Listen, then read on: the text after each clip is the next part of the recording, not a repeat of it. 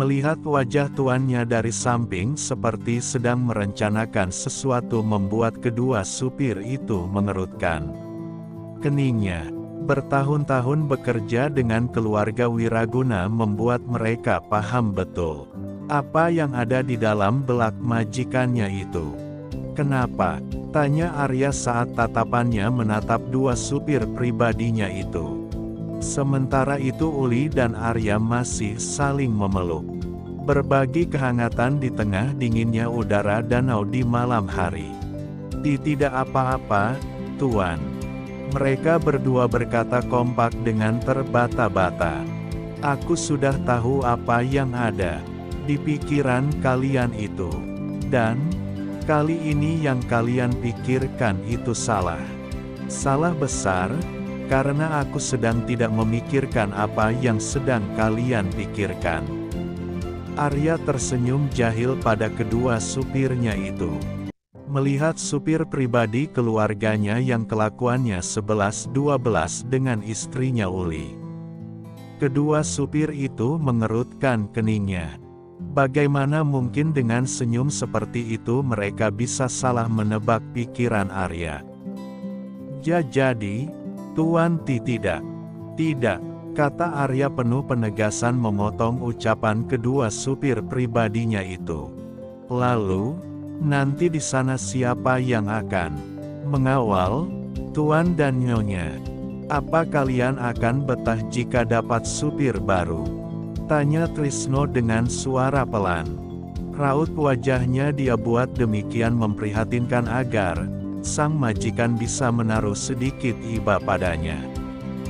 "Hahaha," Arya tergelak. Dia benar-benar tidak menyangka sejauh itu kemampuan supirnya berpikir. Para supir itu pasti tahu kalau Arya ingin membawa Uli untuk bulan madu ke Eropa. Namun, yang mereka takutkan adalah mereka berdua tidak dibawa turut serta. "Ayo kita masuk ke kamar. Di sini terlalu dingin. Kalau lama-lama bermesraan bisa-bisa kita membuat yang dua itu saling menerkam nantinya." Arya melepaskan pelukannya, tapi tangan kanannya langsung meraih tangan kiri Uli agar bisa berjalan bersisian. "Tuan, meskipun saja bujang lapuk, tapi saya sama sekali tidak tertarik untuk melepas perjaka pada Bowo." Trisno yang tidak terima atas perkataan Arya langsung melayangkan protesnya. Enak saja bosnya itu mengatakan kalau dia dan Bowo akan. Hal itu sama sekali tidak terbayangkan oleh Trisno.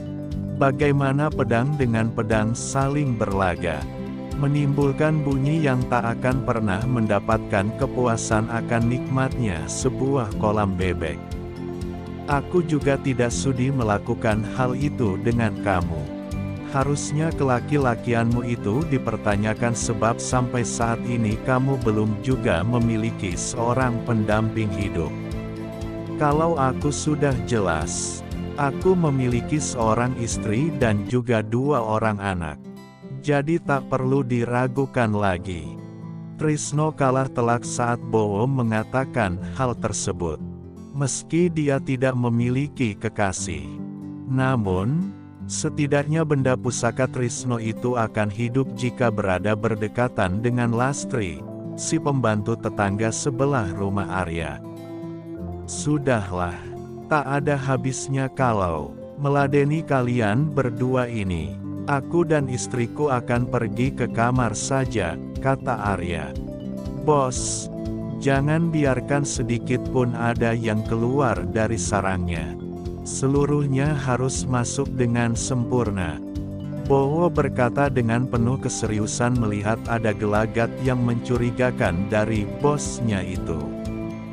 Dia adalah seorang yang sudah menikah. Niatnya mengatakan itu untuk memberi sedikit petuah pada Arya yang baru menjalin rumah tangga. "Tuan, semburan itu ibarat sebuah keberuntungan. Ada yang menyembur di luar, tapi tetap tumbuh subur. Ada pula yang menyembur di dalam tapi tidak tumbuh." Semua itu tergantung kualitas ladang dan juga bibitnya. Arya yang baru saja hendak melangkahkan kakinya tiba-tiba berhenti saat mendengar ucapan Trisno. Laki-laki bujang lapuk itu bagaimana bisa tahu hal seperti, coba. Sudah ke ladang mana saja bibitmu, kamu tanam? Tanya Arya sembari membalikkan badannya. Apalah yang Tuan katakan? Aku ini masih perjaka Tingting. Tak mungkin menanam benih di sembarang tempat. Trisno berkata mengelak. Sudahlah, sudah. Tak perlu dijelaskan. Aku sudah tak tahan ingin menyembur. Kata Arya membalikkan badannya tak lupa menarik tangan Uli untuk ikut bersamanya.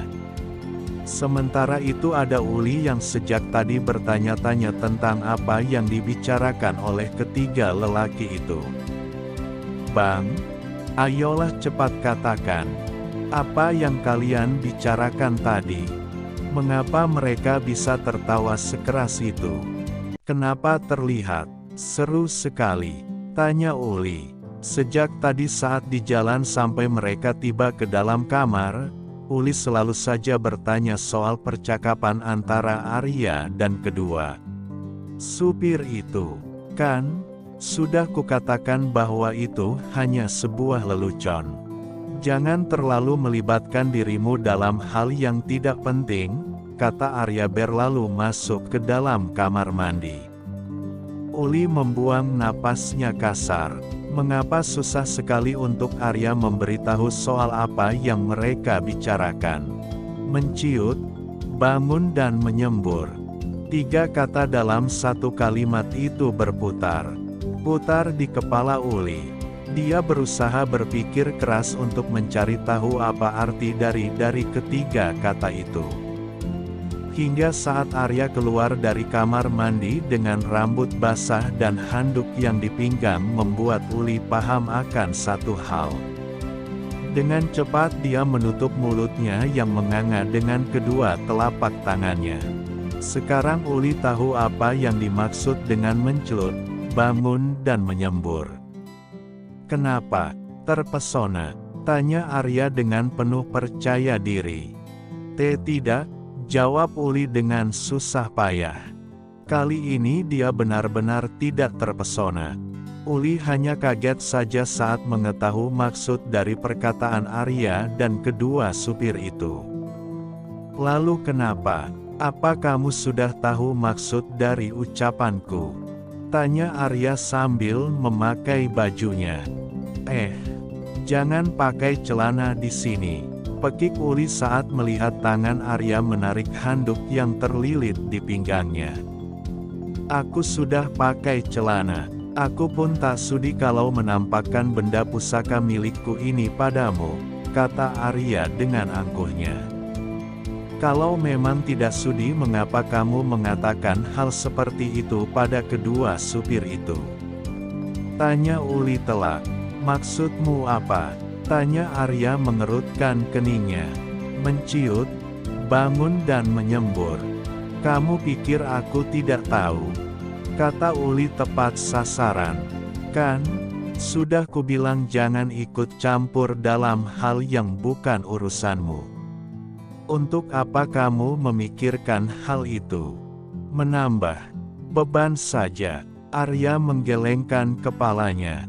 Dia semakin heran saja dengan wanita di hadapannya ini. Aku hanya berusaha untuk memecahkan teka-teki yang ada di kepalaku. Aku penasaran, kata Uli.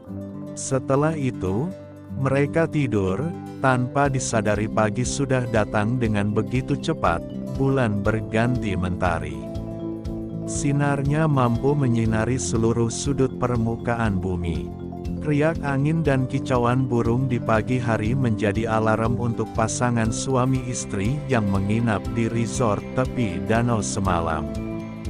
Uli menggeliat dalam tidurnya di bawah selimut putih nan tebal bersama sang suami.